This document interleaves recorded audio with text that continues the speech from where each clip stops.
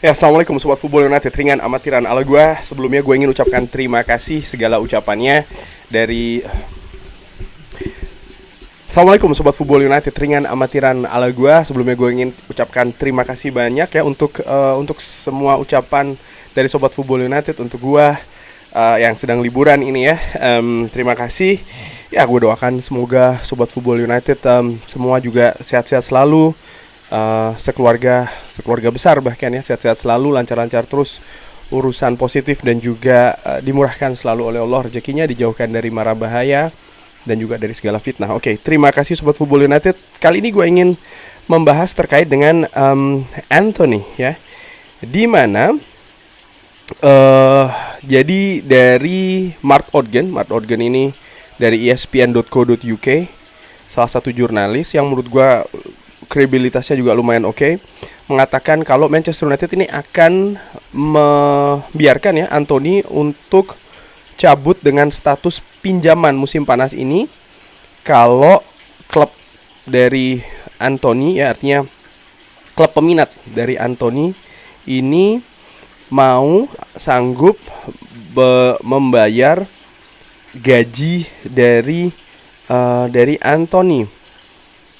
Nah, gaji dari Anthony sendiri ini ternyata tidak begitu banyak ya, yaitu adalah 70.000 pounds per pekan. Berarti kurang lebih sekitar 80.000 euro per pekan. Ini jauh dari angka-angka yang lebih dari 100.000, bahkan Casemiro 300 ribuan ya kan, pun juga seorang Jadon Sancho misalnya. Jadi kalau ada klub yang sanggup menanggung gaji dari Anthony, maka Manchester United ini akan melepasnya dengan status pinjaman. Nah, ini menarik terkait dengan situasi Anthony, di mana Anthony bermain di sayap kanan ya kan, memang didatangkan untuk bermain di posisi sayap kanan, tapi kali ini paling tidak dari beberapa pertandingan terakhir musim lalu dan juga di pertandingan terakhir uji coba pramusim menghadapi Glasgow Rangers, sayap kanan Manchester United yang ditempati oleh Amad Diallo ini memberikan warna yang berbeda ya. Bahkan penampilan dari Amad Diallo ini secara khusus juga dipuji oleh Erik ten Hag, dan Erik ten Hag menilai bahwa kalau Amad Diallo ini fit musim ini akan diharapkan akan menjadi tahunnya dari Amad Diallo. Nah, bagaimana dengan nasib Anthony? Erik ten Hag pun juga di salah satu wawancaranya memberikan keterangan pendapat terkait dengan Anthony. Kenapa Anthony ini direkrut? Mason Greenwood disebutkan ya, sepertinya adalah seorang kandidat untuk posisi tersebut. Selain itu, kita tidak memiliki pemain ya untuk posisi tersebut. Jadon Sancho sebenarnya bisa bermain di kanan, tapi posisi naturalnya dan juga posisi awalnya adalah di kiri.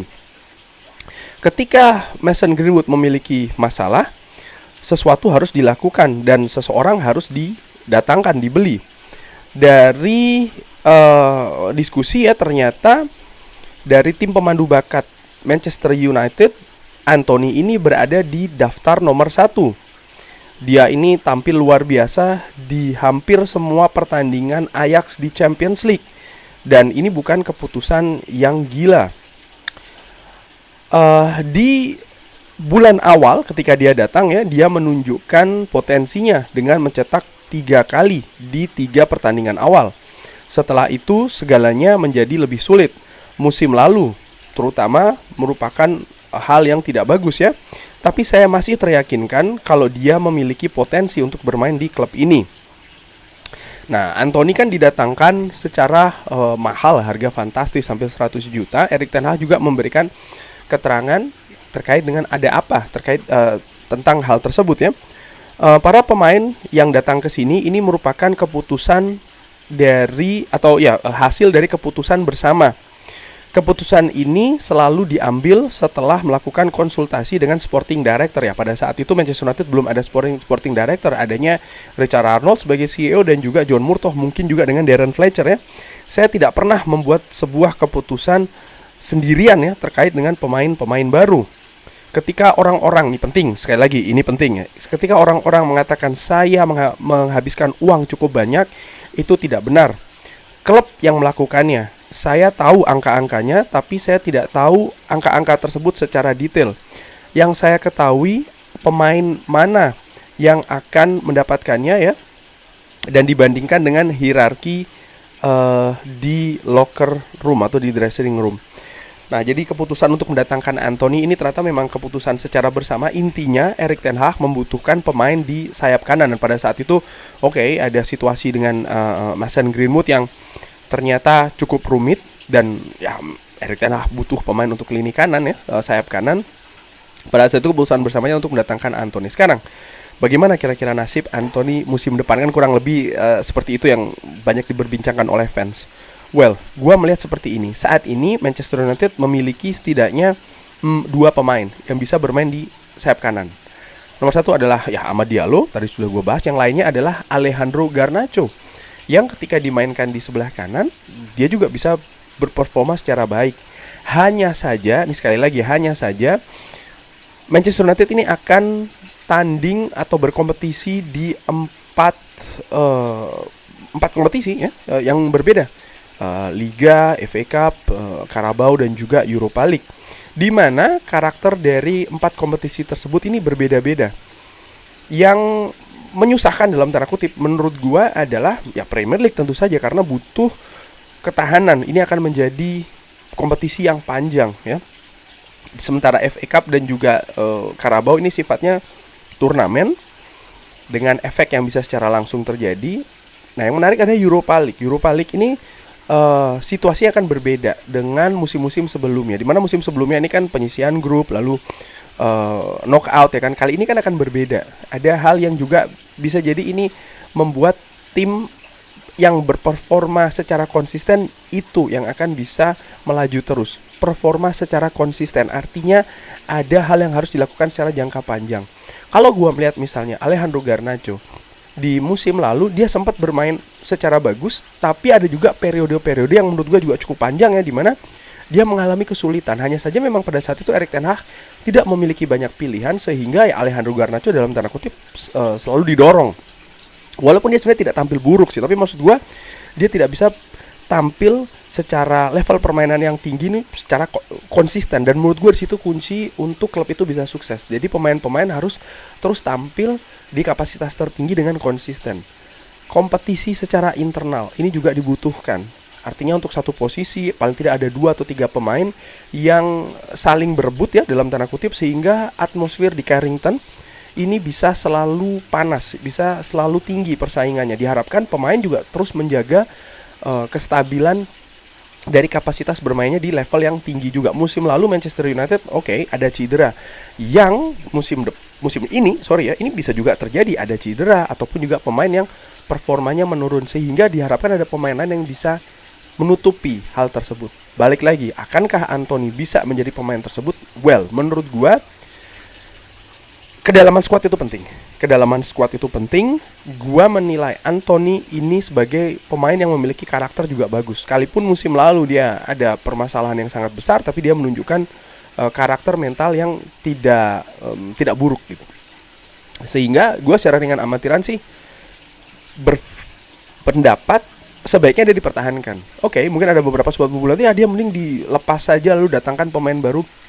Bukan musim ini menurut gue, tapi musim mendatang setelah musim ini selesai.